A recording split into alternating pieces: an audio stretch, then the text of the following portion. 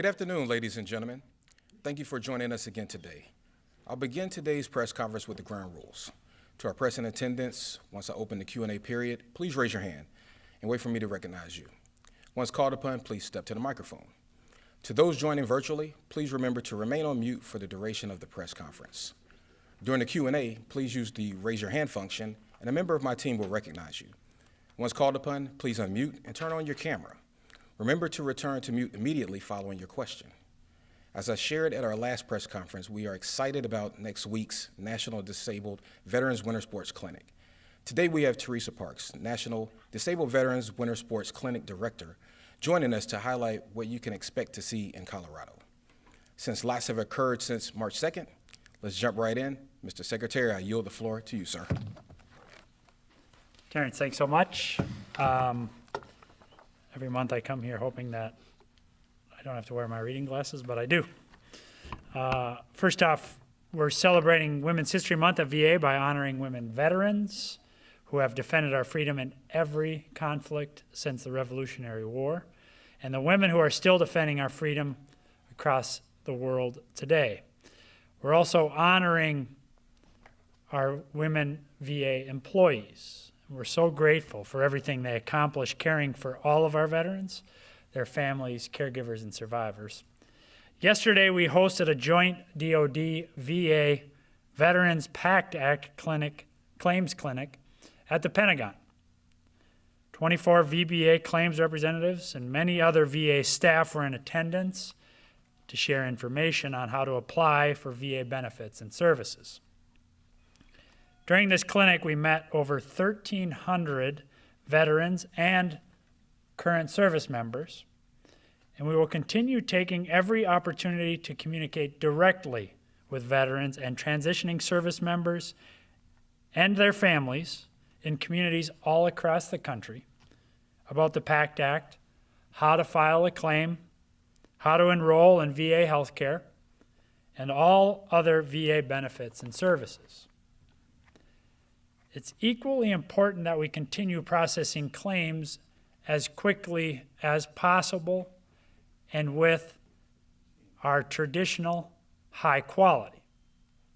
The first 3 days of this week have set new records for VBA claims completion, ranging from 8,204 to 8,504 claims completed each day.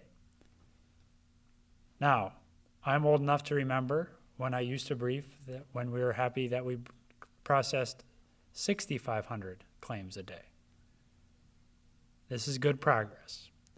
To date, we've completed 12.3% more claims than our record-setting numbers last year. We're also mindful, however, that even as we are processing more claims, we are also receiving more claims. As many as 26 to 30% more claims this year than same period last year. So we will have to continue to increase this terrific output. And that output is a testament to our incredible VA team, which has been more productive this year than ever before. Lastly, a quick update on our hiring efforts here at VA. Nothing is more critical to our success than the people we hire, the people who serve America's veterans as well as our veterans have served us.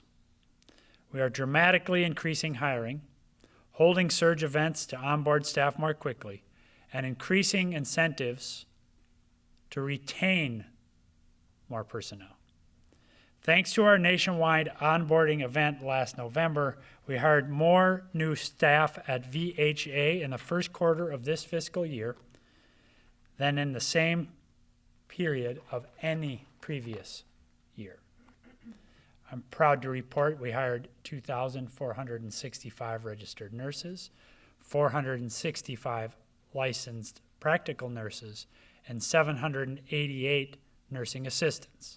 We have hired more people in these three critical occupations than at any time in the past 20 years. And only 5 months into the new year, we've onboarded a total of nearly 23,000 new hires. That's 22,759, resulting in a 2.5% growth rate. That puts us well on our way to hitting our goal of 52,000 new VHA employees this fiscal year, which would mean about a 3% increase in the overall size of the VHA workforce. We're seeing the same sort of success in VBA hires, so we can continue to build our claims processing capability. Last month, we launched our first series of PACT Act career and hiring fairs at 8 regional offices around the country. At each of these events, we welcomed applicants, conducted interviews, and then extended job offers to nearly 1,100 applicants. Again, putting us on track to fill all 1,871 of the newly authorized PACT Act positions by the end of the year.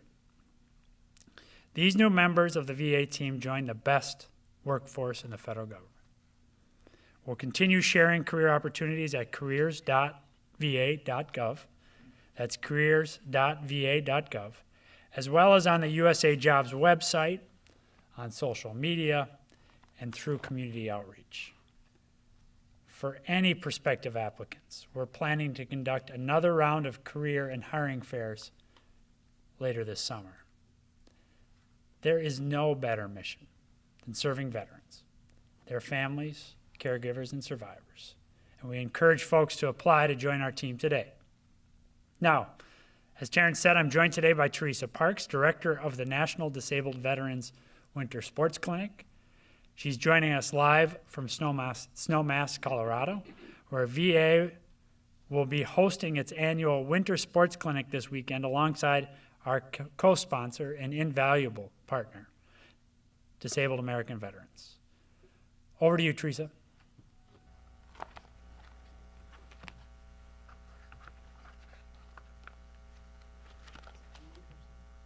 Teresa, you might be muted. There we go. Can you hear me? Yes, we can hear you. Thank you, sir. Good afternoon. The National Disabled Veterans Winter Sports Clinic is one of 6 national programs offered by VA. On Saturday, we will be kicking off the 37th National Disabled Veterans Winter Sports Clinic here in Snowmass Village, Colorado.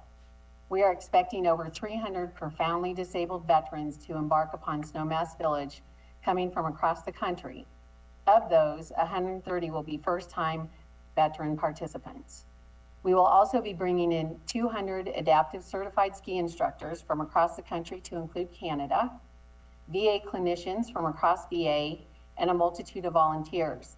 In addition, we will be unloading the most amount of adaptive equipment by any adaptive ski program in the country. I think what really makes what we do great is the fact that VA embraces this concept in realizing early on that traditional healthcare and rehabilitation doesn't work the same for everyone.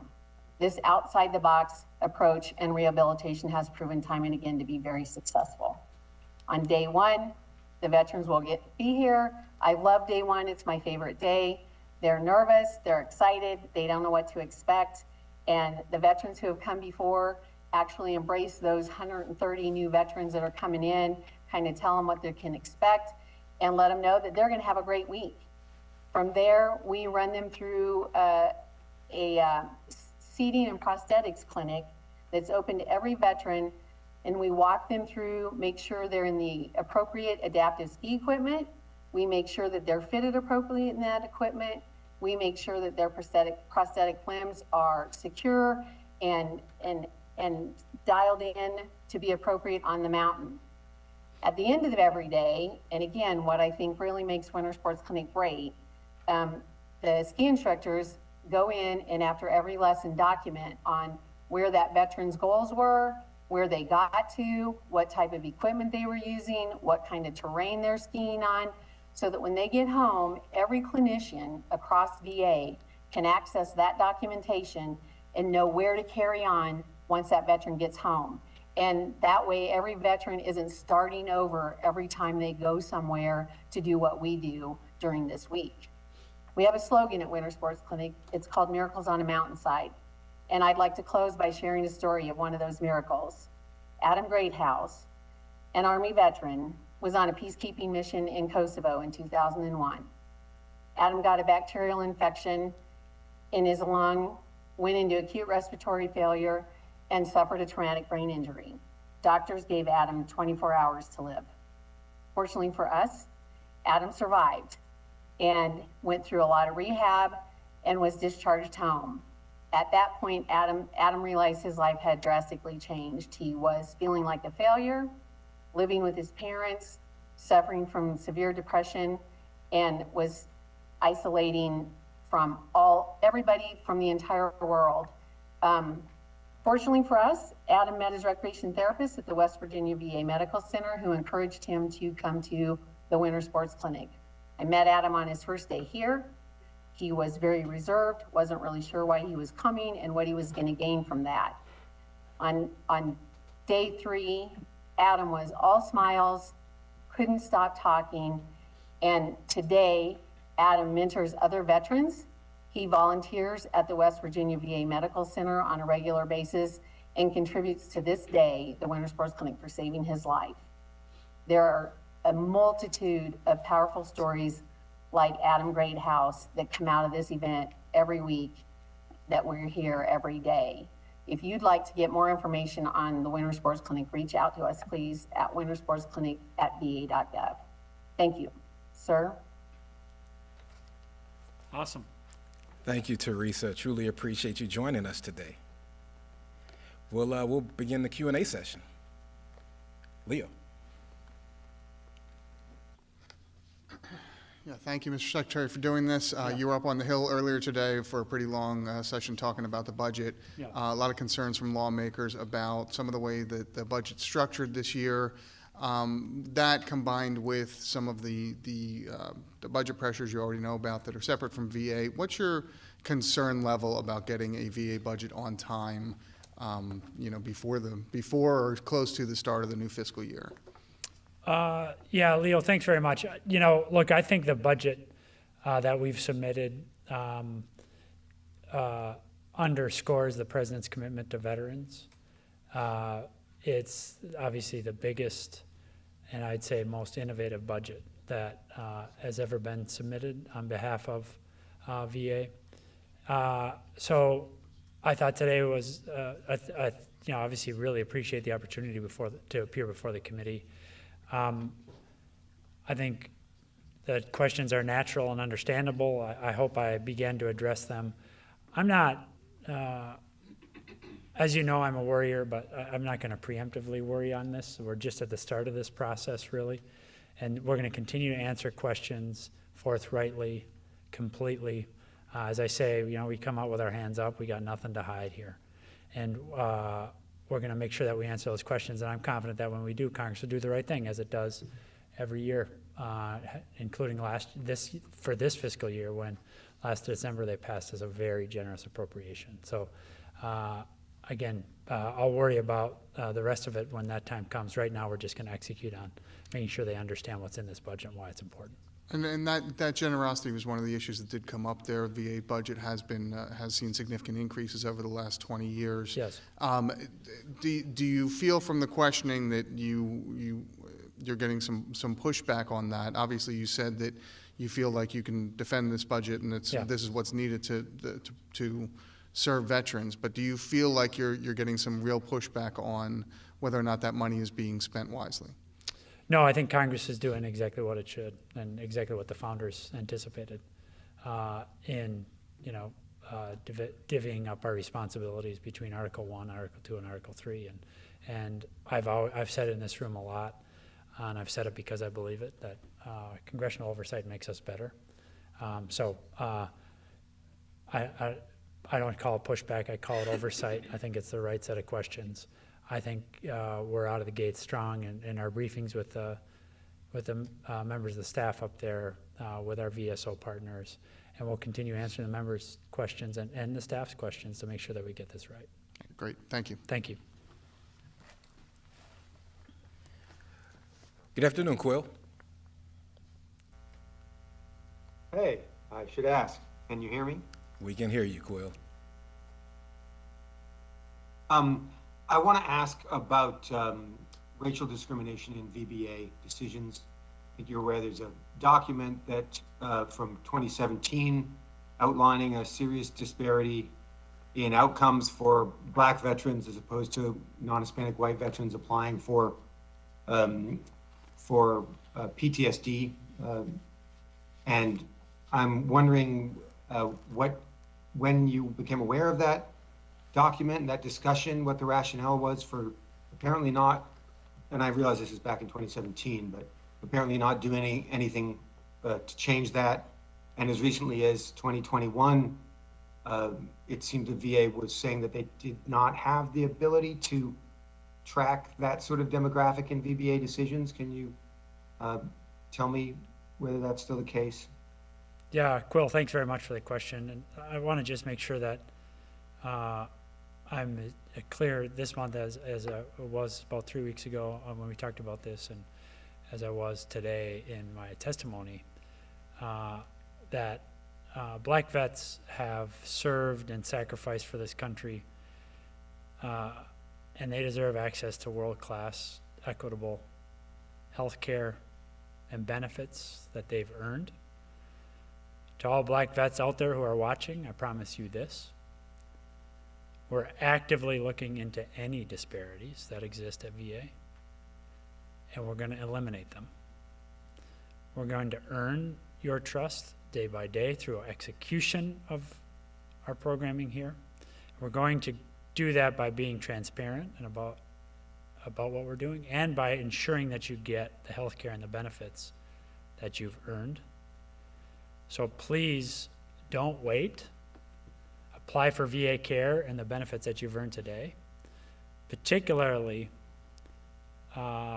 those veterans who have served in Central Command in the last 3 decades, which I've said before, not based on any particular data, but based on common sense and by what I know about the makeup of the United States military today.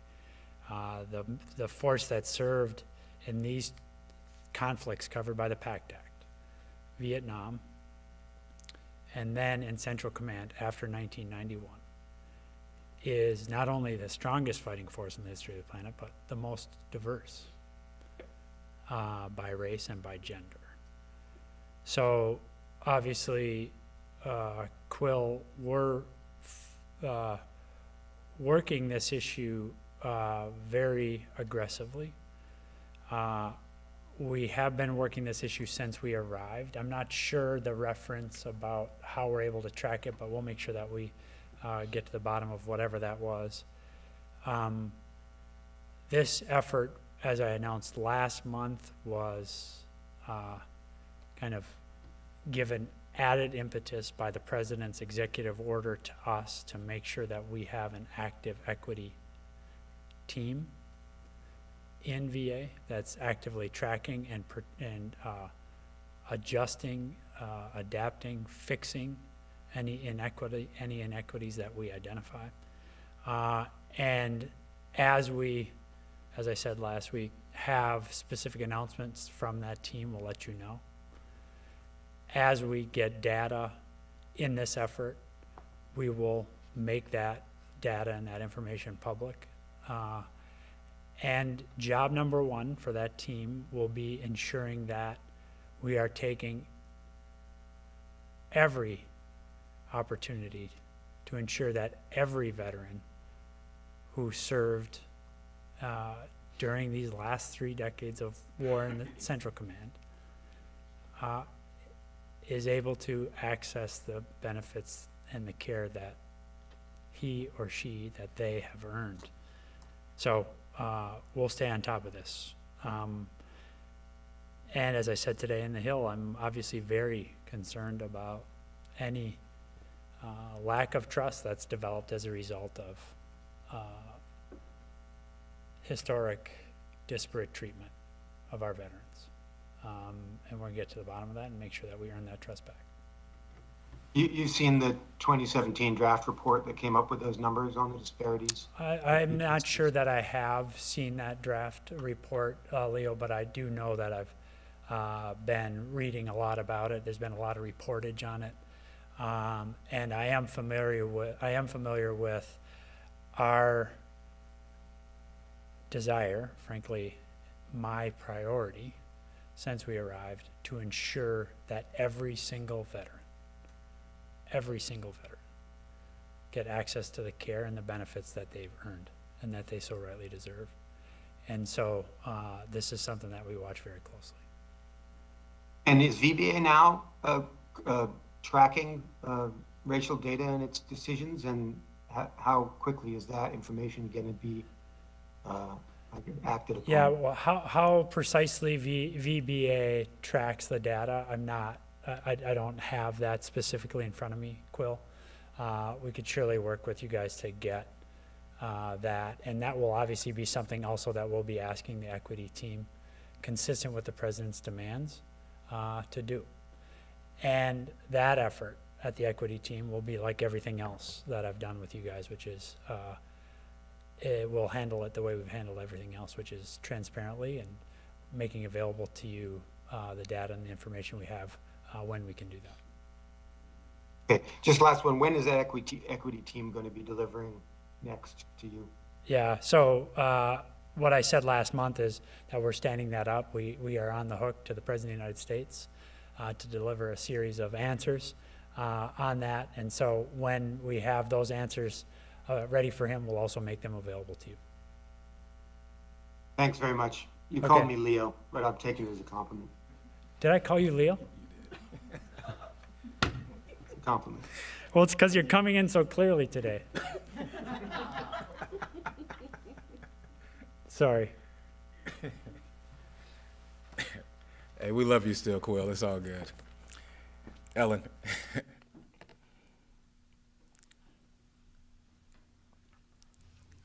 Hi, thanks for doing this.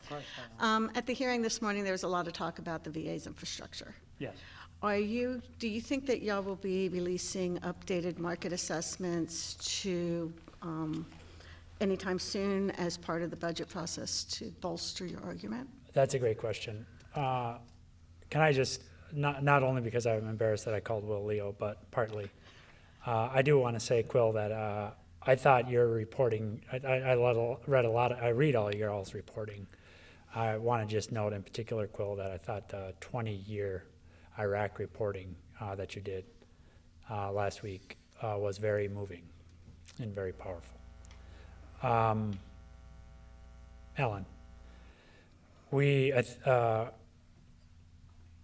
I want to not. The first part of my answer to your question is the following. Included in the president's budget is the single highest, largest request for infrastructure in the history of VA. It is a really important indication of how strongly the president feels about the need for us to modernize our VA infrastructure.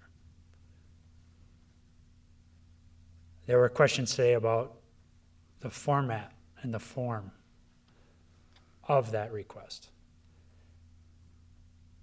What the format demonstrates is that the traditional way we have gone about funding our infrastructure modernization has not succeeded.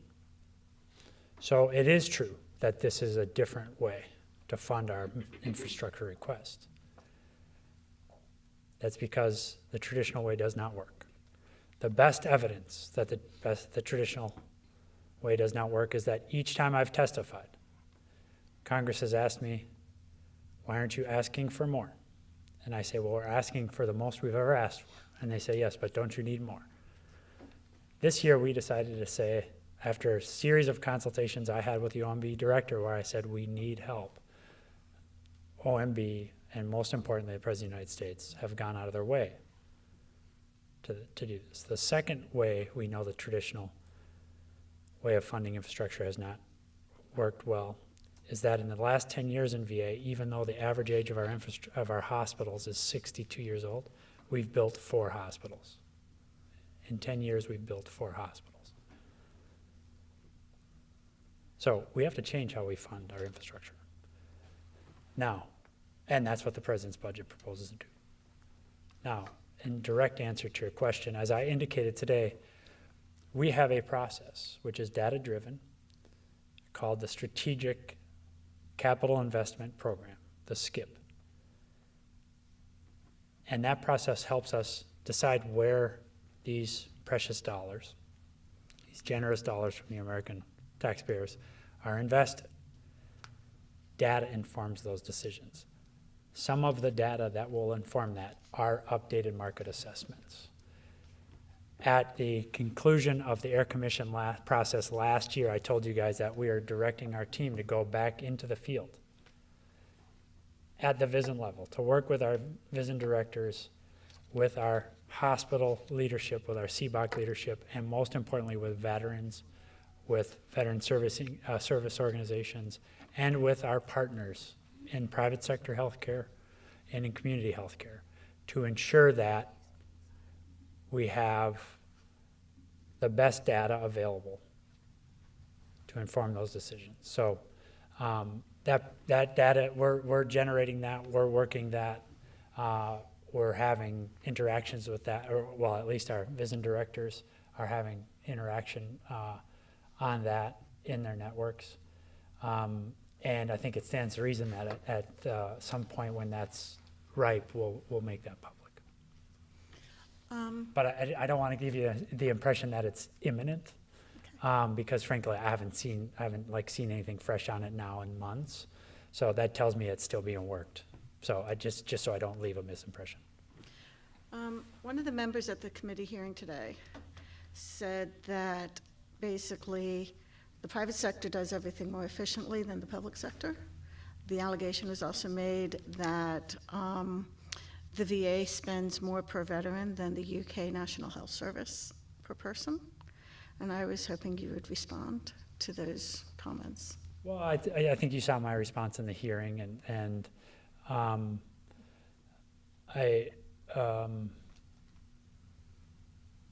so I kind of don't want to. I don't want to look like I'm kind of going back at it, because I thought it was a very respectful back and forth on a very reasonable set of questions from the committee. So, like, I thought it was it was exactly what, frankly, I think we should hope it should be, which is a fact-based, substantive back and forth. But I felt really good standing behind this budget. And every day I will stand behind the workforce in VA and the great work that they do. And every bit of data says veterans in our care do better. And I'm just so appreciative of our workforce for making sure that that's the case, and therefore even more eager to get more veterans into our care. Thank you. Thank you. Thank you, Ellen. Lucy, good afternoon, Lucy. Good afternoon. Thank you, Terrence. Thank you, Secretary. I'm interested in more information on the 2017 report, sir, on the PTSD grant rate analysis. I know you said that you hadn't read it, but I'm interested in how the equity team that you're getting ready to stand up will be different from what the Center for Minority Veterans has already done. We've read over the emails that have been released through a FOIA to the Black Veterans Project members. And what I can see in here is that there's plenty of conversation regarding the need to add the race and ethnicity category to the actual disability claim form that every veteran needs to fill out in order to even start the process to get services connected. Knowing that, and knowing that that is such an active conversation through the years, do you believe, or can you say that this is something that you know you want to add to the disability claim forms moving forward?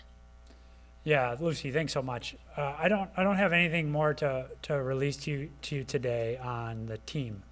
We're obviously, as I said, working to develop that team, standing that team up. And as we have more information on that, we'll definitely make that available to you. On what data goes into the forms and whether it's appropriate, I think is a reasonable, very reasonable question. You know, that is also something that will continue to be reviewed. I don't have a particular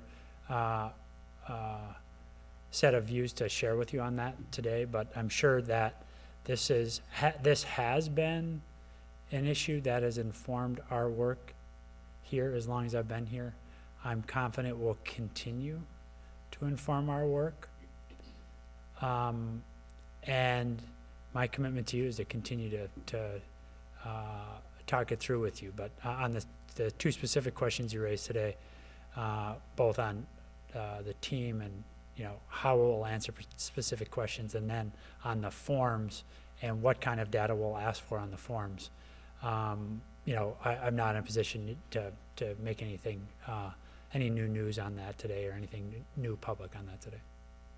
And just two very quick questions, sir. Sure. The Black Veterans Project and the Yale Law School Veterans Legal Services Clinic, they both characterized what they learned as a cover-up by the previous administration, saying that they didn't release this particular report on purpose, that it wasn't made public on purpose. Would you go as far as calling it a cover-up as someone who is now leading this administration?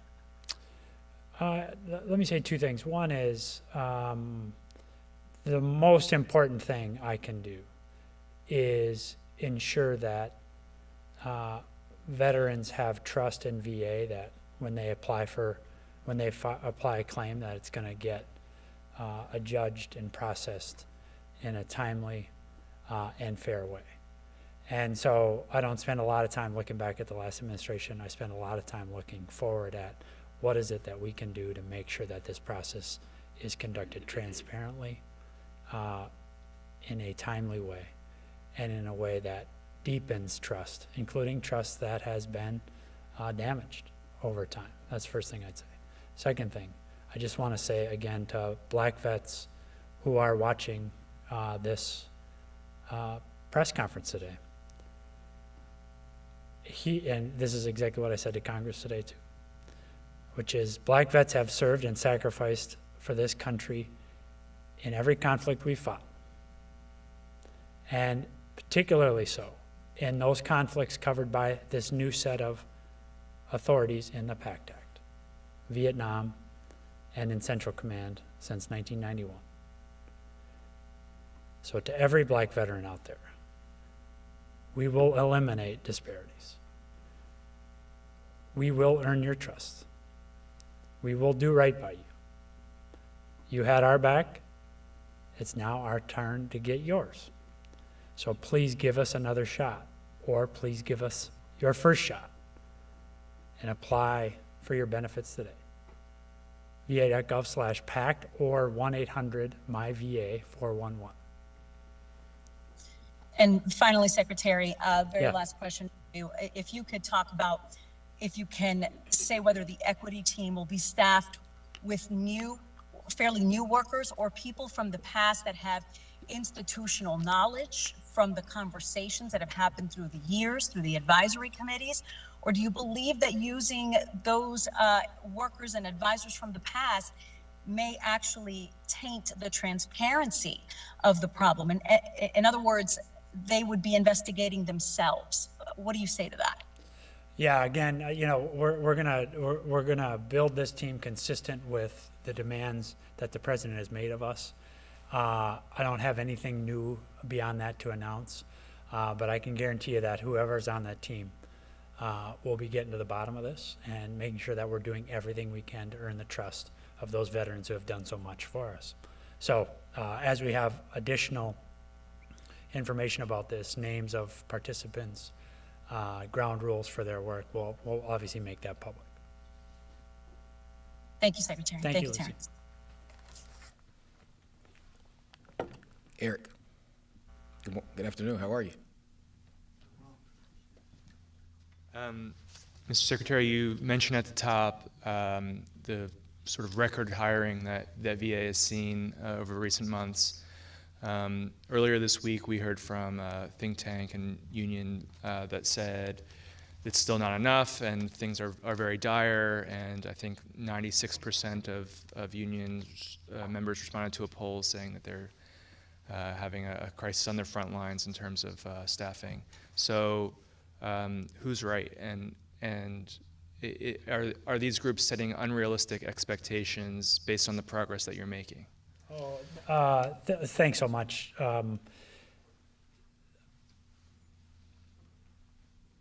I did read the study from the union.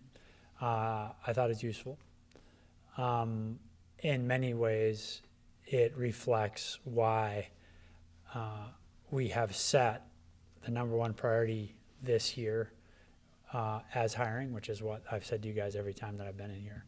And as excited as I am about the numbers, and the reason I wanted to share those numbers with you is because I am proud of the team and the good progress we're making on this. I don't want to leave you with the impression that we're done, right? We are going to keep hiring until we have the team that can ensure that veterans get timely access to care, world-class care, timely access to their hard-earned benefits, and access to a lasting resting place. So we have more work to do. So I don't think this is a question about who's right and who's wrong. I think this is a question of whether we are making every effort to grow this team commensurate with the needs that we have here. And I think we're making good progress, but we got a ways to go yet. And our partnership, by the way, with labor is a key part of our ability to provide that care and to grow this team. And I feel really good about where I am on that as well. And so we don't have anything to announce now, but we're working that really aggressively. I feel quite good about it. Is there a ceiling for how much you can do based on internal capacity and, the larger, there's labor shortages in the healthcare generally. So is there a ceiling there? Yeah. Like in terms of how fast you can do it? In terms of how quickly we can onboard people, how many people we can hire, that kind of stuff. Yeah. I mean, look, I think the really important thing to think about is we need to fill important slots in VA, but we also need to recognize that we are changing the way we do business also. We've talked in here about telehealth. I thought last month's session, I'm going to start stopping these because people like Teresa and people like Matt last month are so awesome that they make me look like a bum. But we're making great progress on the way we deliver care, and that's changing.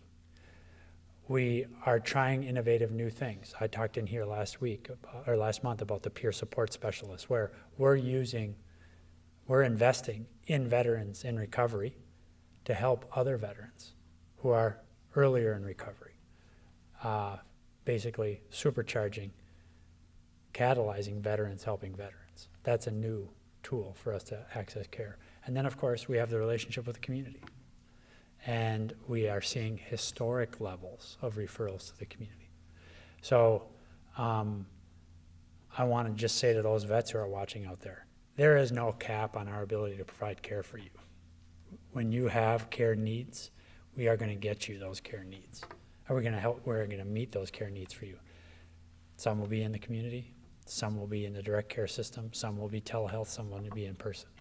But we're going to get that done. Thanks. Thanks. Good afternoon, Orion.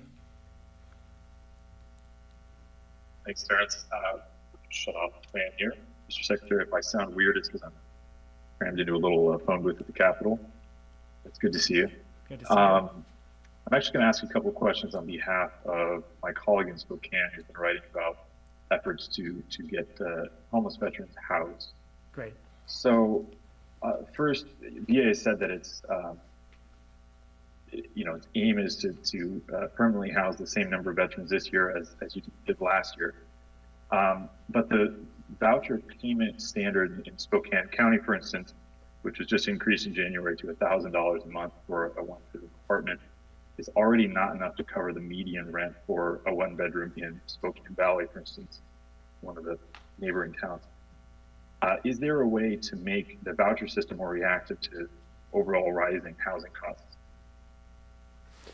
Yeah, thanks, Orion. Nice to see you too. I don't want you sneaking around the hill, you know what I mean? You should be like not hiding in the phone booth. But, you know, I chair the Interagency Council on Homelessness now. We had our meeting here last week. This issue about vouchers, their utilization, their timely utilization, their value is an issue that we're facing, including in different markets with variable rent demand. So the short answer is we are looking expressly at this question, and we do know that more effective to meet our goal again next year, which we exceeded last year, but to meet our goal next year, 38,000, we are going to need to increase voucher utilization. We're going to have to get higher values for the vouchers, and then we're going to have to figure out how we address another issue, which is in another one of our programs, the grant and per diem program. It looks like the contractors that we work with cannot keep employees in some markets.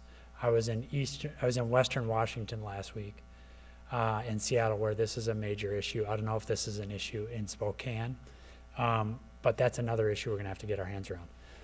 The bottom line on this is this is a high priority, but we also are eyes wide open that we can't just do the same things this year that we did last, especially because the market is so variable. We have to be flexible and agile, and I think we're in a position to do that.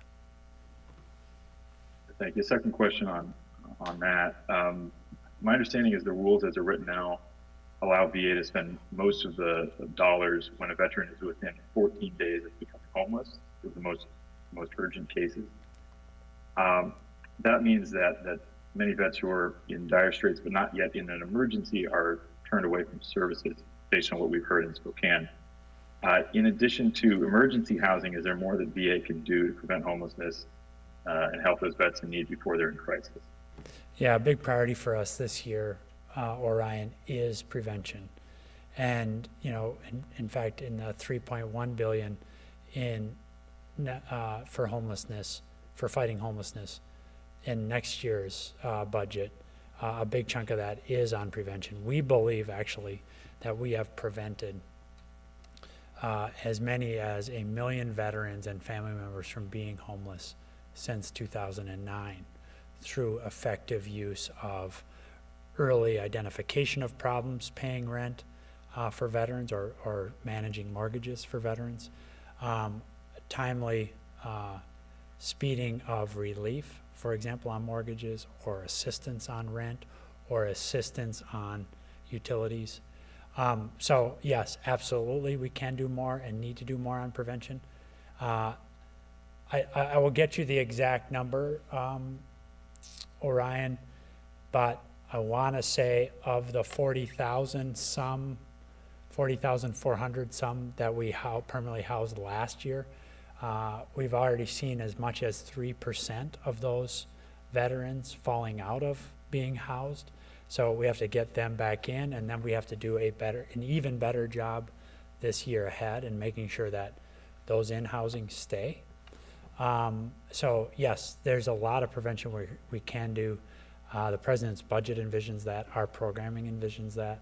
And if there's something more we can get you or your colleague on that question, I'd be more than happy to or Terrence can set that up for you. I appreciate that. Lastly, just a quick question on the EHR. Last week, I understand VA staff briefed Senate staff on 6 incidents of catastrophic harm, and 4 of which resulted in the death of a veteran that are linked in some way to the Oracle Center EHR. When did you first become aware of those 6 incidents? Yeah, I think maybe what a better thing to do here, just so I don't misspeak, Orion, is why don't we set up to make sure that you have opportunity to talk directly to VHA on that, and we'll make sure that we get you all the data on that. I did actually have a chance to ask Dr. Elnahal earlier this week about it, and I appreciate that Yeah. opportunity. I just wanted to ask you when you first heard of those instances. Yeah, I don't, it's been in the last couple of months, surely since the last time you and I had a discussion about the patient safety issues in this room, but that's maybe 5-6 months ago that we had that conversation, but so I just can't put a specific time on it. Okay, thank you. Yeah. Melissa. Hi, Secretary. Thanks for doing this. The Michigan senators today sent you a letter. I'm not sure if you've had a chance to review it yet, but it had to do with the series of interim directors at the Detroit VA. Mm-hmm. They were calling on you to install someone permanent there to kind of move things along. I wondered if you could respond to that or say how soon it might be that the Detroit VA might get a permanent director. Yeah, thanks so much. Thanks for the question. I haven't seen their letter, but obviously I attach great importance to it. I've been keeping in close touch with Senator Peters and Senator Stabenow, as well as other members of the delegation, including Ms. Dingell, Ms. Tlaib, and Ms. Slotkin, and others on this.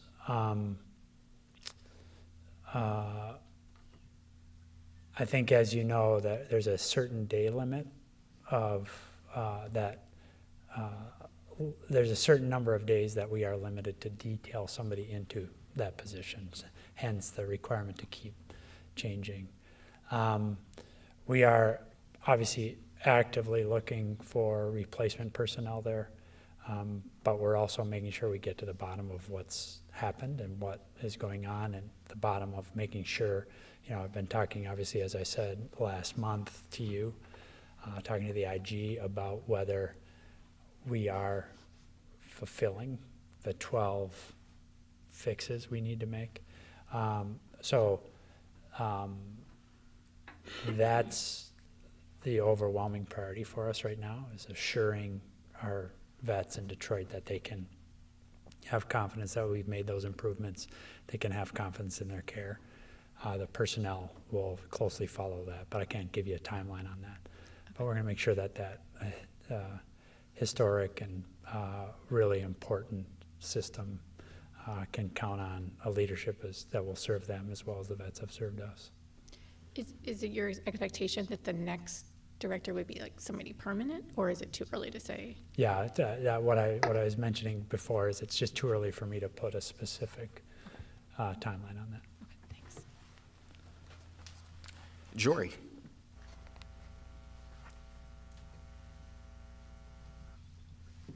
Good afternoon, Mr. Secretary, and thanks again for doing this. You bet.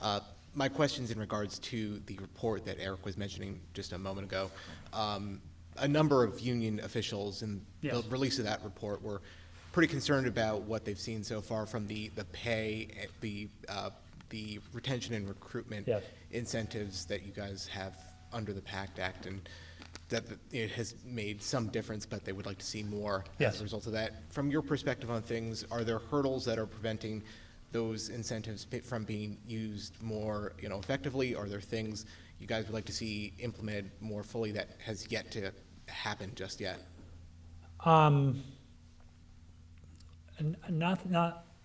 Excuse me. Nothing specific aside from our execution of it. We're obviously moving out smartly on this, aggressively on this, but inevitably we're going to get, the longer we have these new authorities, the better we'll get at them. So that's one, is just that we're going to get better at the execution. Two, we still need people. I think we are, importantly, we're seeing our ability to hire and attract HR professionals, which I've said in here in this room many times, is really the key to this expansion of our personnel. We are becoming much more competitive in attracting those personnel because of these authorities. Then there are some additional authorities we need, and I'm sure you saw this testimony yesterday from two total gems in our workforce, two just absolute first-rate professionals. Jessica Bonjourney, who is Chief Human Resource Officer for VHA, and Tracy Therrett, who works in our HR&A unit. where they talked through the VA Careers Act, where we would really like to get that additional authority that will allow us to get beyond this aggregate pay cap for some of our physicians, which puts us at a strategic disadvantage. So we would like that. But on the question of use of authorities for awards, for retention, I think those are a question of execution. I saw those references in the report too, and we'll obviously continue to talk to our labor partners about that. Okay, and then there was a memo that was making the rounds earlier this month regarding the VA Accountability and Whistleblower Protection Act in terms of the Section 714, the provision that concerns removal, demotion, suspension of employees. Yes. Regarding alleged wrongdoing, poor performance, misconduct, things of that nature, and that VA leadership are instructed to not implement Section 714 going forward. I know that members of Congress have been concerned about VA's ability to discipline poor performers in the VA. Do you feel confident that the agency has the tools it needs to discipline employees who are in that kind of situation? Yeah, thanks very much. What's the memo you're referring to? It was a memo dated March 5th. It was just in regards to the use of legislation. 714. The use of that I see. authority, yeah. So, okay, thank you very much. I know it's a very granular question. Sorry. No, it's not at all, actually. I actually had a question on this from Congressman Self at the end of the hearing. It'd be worth getting that transcript if you like, but which I think would amplify on your question. But on the specific question, do I think we have the authorities? I do. And to be honest, for example, the exercise of the Section 714 wasn't really helping us necessarily manage our workforce as much as it was getting us in front of federal judges and in front of administrative bodies. So we just want to make sure that we're exercising the authorities that we do have, and we can exercise those transparently, and make sure that we are in a position where we're actively managing our workforce rather than finding ourselves in, as I say, before administrative bodies or before federal judges trying to explain this provision, which in many ways, through jurisprudence, through administrative court action, has been really changed from what I think was initially intended. In all cases, we do think that we have what we need to manage our authorities outside that Section 714, we'll keep working that. All right, I got one quick one, Okay. one last one if I may. Going back to AFGE and their Yeah. report, some frustration, they were expressing some frustration with HR modernization and the centralization of Yes. HR authorities. A lot of them were saying that that should be a decision made more, at the local level Yes. where that hiring is being done. Yes. In terms of the way forward for HR modernization as a concept that began under the previous administration, Yes. are there elements of that that are going forward? Are there elements of that you guys are not moving forward on? Yeah, thanks so much. I I actually just talked with one of our leading, in fact, our biggest labor union about this yesterday. I had a great visit with the assembled AFGE leadership, and I meet with them, that group twice annually. It's nice to meet with them for the first time in person yesterday. This is one of the issues we discussed. My view on this is that HR modernization has not yet been fully tested because we just have not invested in it the way we should have. As I said, we are now getting more HR professionals on board that will allow us to really test the HR modernization effort. Second way we can test the HR modernization effort is if we can set up joint training between or among union professionals, management professionals, training those new HR hires in the VISN level on things like the contract, so we can show active collaboration among union and management members.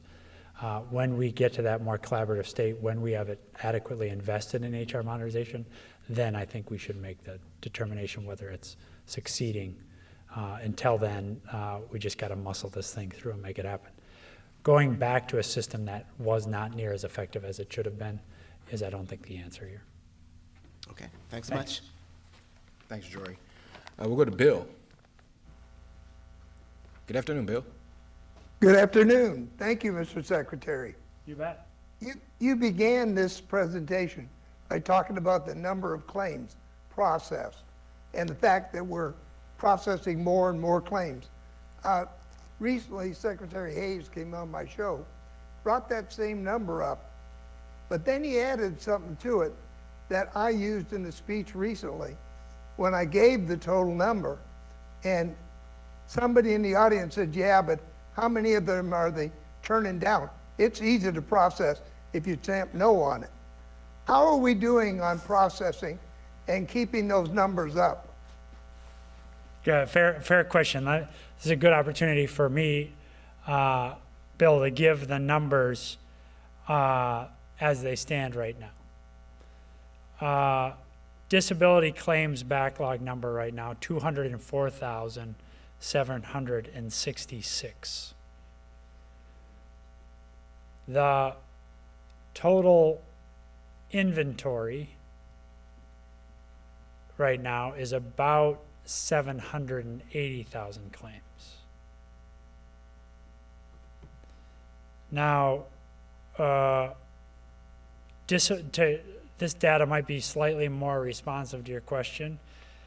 Disability claims received since August 10th, disability claims under the PACT Act received since August 10th, 403,338. Disability claims processed since January 1, when we started processing PACT Act claims, 180,043. Disability claims granted, 145,432. Now, I can't do the math there on that, what the percentage of those disability claims are, but I think 145,432 over 180,043 gives you a sense that this is not just, what did you call it, turn and burn? I think we're processing claims at a high rate, fastest ever, in fact. High quality, awarding at a high rate. And all of that, execution along that chain is really important for us to get that trust from our vets. When I was able to tell my audience that in the speech I was giving, it rippled through the entire audience because many of them lived through the land of no, where we got a lot of claims turned down. Just boom, they're gone. Yeah. And I, for one, am very happy to see this percentage go up. Thank you very much. Thank you, Bill.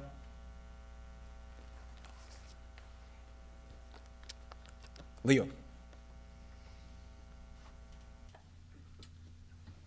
Yeah, one more for you here, Mr. Secretary. The CBO put out a report yesterday looking at some longer-term savings issues dealing with DOD and VA. These are some issues that have come up a couple times in the past.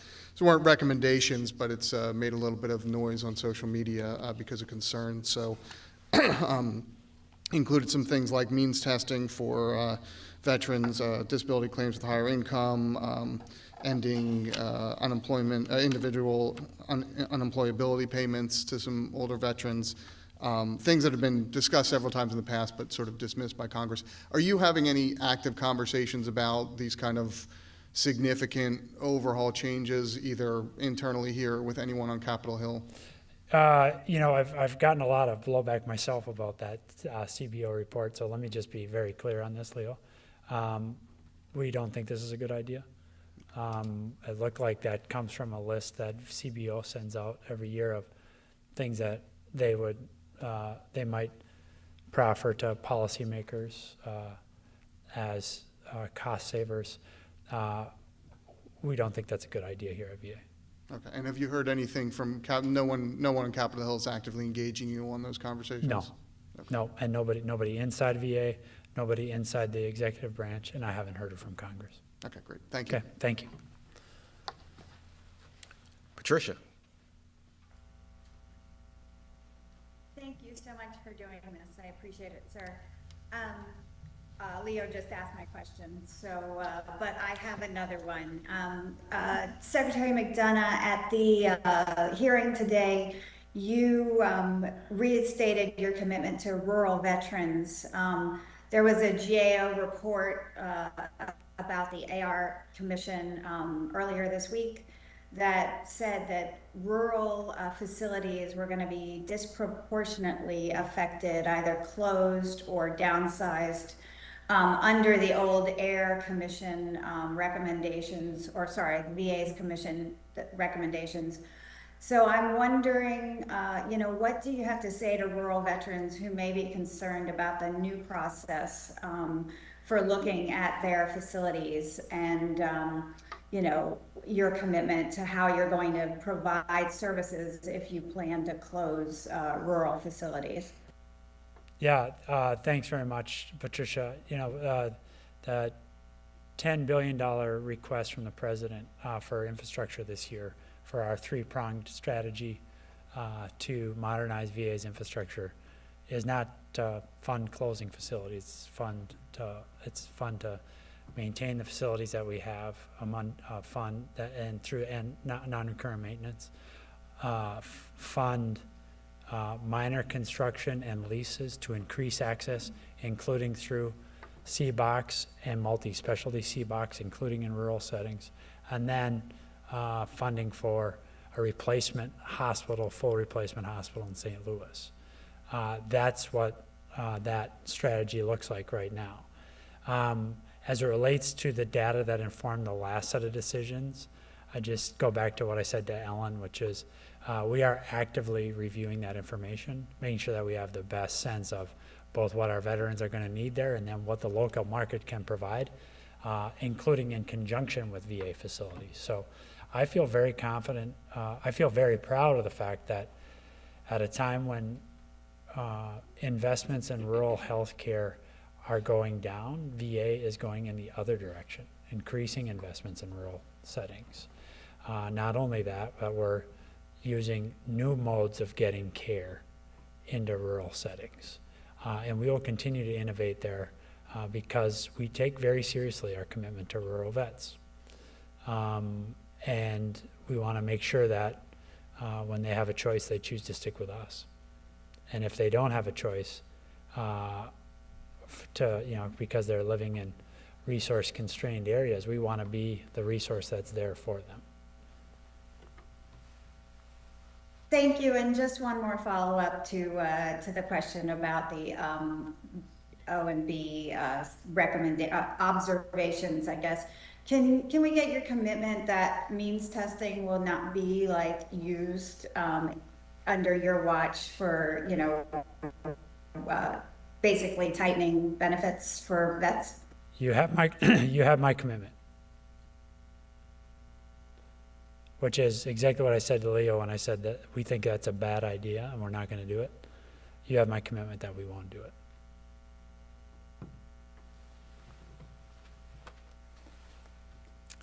Glenda.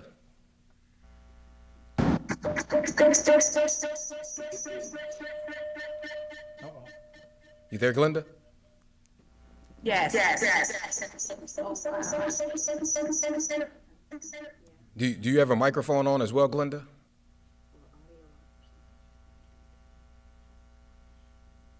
Well, we can't hear you now, Glenda. Yeah, we'll follow up with you, Glenda, at the end. I'll give you a call. Thank you.